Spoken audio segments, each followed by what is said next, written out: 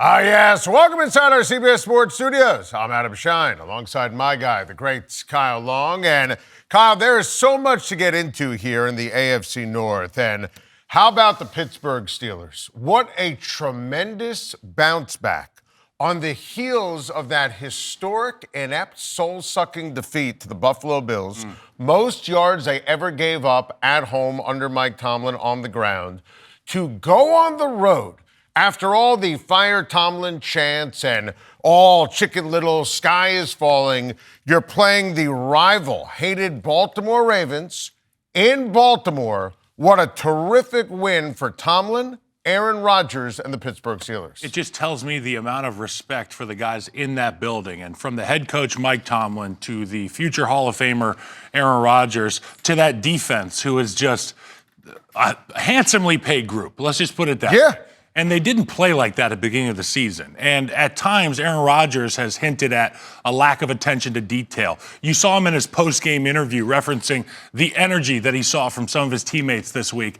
And I think it's a group that has, and this is a phrase I haven't used in a while, they've circled the wagons a little bit in Pittsburgh. And this is a movie that Aaron Rodgers has starred in, multiple times since I've come to know him as an NFL quarterback. In Green Bay, remember the relax conversation? Well, this was like the antithesis of that. It was like, don't relax. We have to tighten up. Some urgency here. Let's go. A little bit of urgency. And who better to test that urgency against and test the rebound against than a divisional opponent, Lamar Jackson, the Baltimore Ravens, on the road. You deal with injury to your do-everything tight end, Darnell Washington. Pat Freiermuth thrust back into the starting role that we knew him in Pittsburgh. This may be a really fun team down the stretch. And for the Pittsburgh Steelers, the great thing about it is they've got the experience at head coach. They've got the guy who's not going to be flustered. And by the way, he can run the football into the end zone now. At 42 years old, Aaron Rodgers. Fun team to watch. Great win today. They had to get this bounce back to keep that momentum, get their confidence for this final stretch. And by the way, on the flip side of this, Baltimore looks broken, and that's why I gave the Pittsburgh Steelers a real shot to win this game, because I think that people were kind of sleeping on how bad the Ravens have looked. Not that anyone necessarily thought that Pittsburgh was going to go into Baltimore and put up 27, but Kyle, you look at Lamar Jackson. He was awful against Cleveland. All right, that's Cleveland's defense. Terrible against the Jets. Well, that was alarming. You saw what happened with all the self-induced mistakes. He didn't have a touchdown. The offense was sputtering. They're turning it over against Cincinnati. Listen, finally Lamar was able to get into the end zone. This was another terrible performance for Jackson and the Ravens.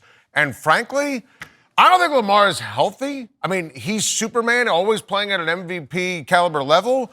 I think the Ravens are toast. Like, I don't think this team has had the feel or the look all season long. Yeah, and it's the team. And when you watch the Baltimore Ravens, historically, over the last handful of years, they had a real identity. They were going to beat the hell out of you at the line of scrimmage, all the while give your second and third level of your defense a million things to look at, multiple players to really sweat in terms of anxiety. Lamar Jackson, Derrick Henry comes into the fold, and this offense is just like, from the heavens.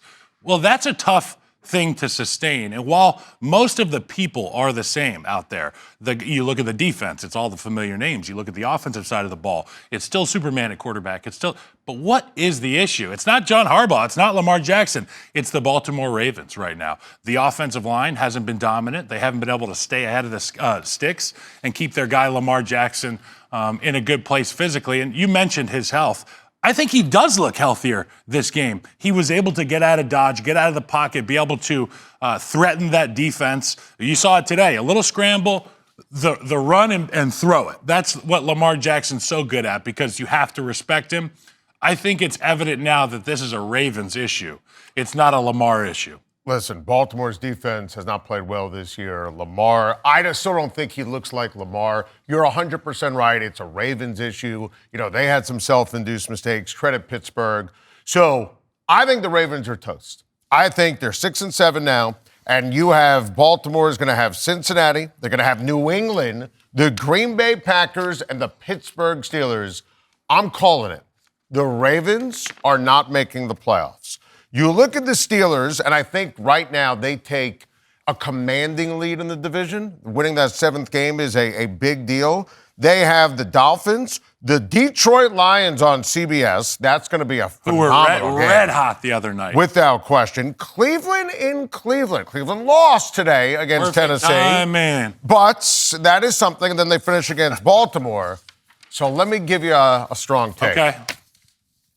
I think Cincinnati is going to win the division. Wow. So Cincinnati lost today. Cincinnati's 4-9. And I said this going into the games today, that Cincinnati was going to lose, and then Cincinnati was going to run the table. I think the Cincinnati Bengals, who have Baltimore coming up on CBS, they have the Miami Dolphins. Dolphins are hot. I will take Cincinnati to win that game. They have the broken Arizona Cardinals and the Cleveland Browns. I think the Cincinnati Bengals, and Joe Burrow played really well. T. Higgins was outstanding. I know all the issues historically inept on defense. The Bengals, who played well in the snow in Buffalo, will finish the season 8-9 and win the AFC North. I can't argue with the greatness that is Joe Burrow and the things we've seen from that triumvirate with T. Higgins, Jamar Chase, Joe Burrow. But is it enough, Adam? And 4-9, it almost sounds insane, but then you go watch them play against the Buffalo Bills, and had they not shot themselves in the foot a handful of times in that fourth quarter, and had Josh Allen not put on his Superman cape, that Bengals team would have walked out of there with a win in the snow in Buffalo. I do think, just like in years past, this Cincinnati Bengals team is one that nobody really wants to have to defend.